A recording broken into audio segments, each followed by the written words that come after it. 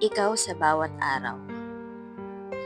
Balang araw, lahat ng ito ay magiging isa na lamang kwento. Maaari mong ibahagi sa iba, pero pwede ring iimbak mo na lamang sa memorya. Lahat ng nangyayari sa kasalukuyan, kahit gaano pa ito kasaya o kadrama, gaano ka man sinusubok ng problema, anuman ang bigat ng iyong dinadala, darating ang araw na magiging piraso na lamang ito ng alaala.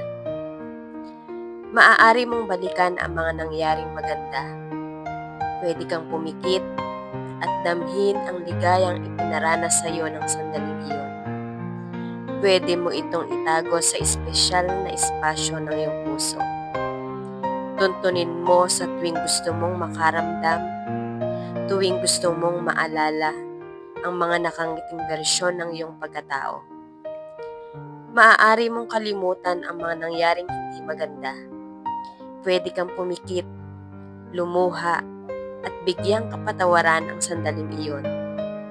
Pwede mo itong itapon sa alapaap na parang hangin o pwede ring ibaon mo na lamang sa pinakamalalim mong sistema.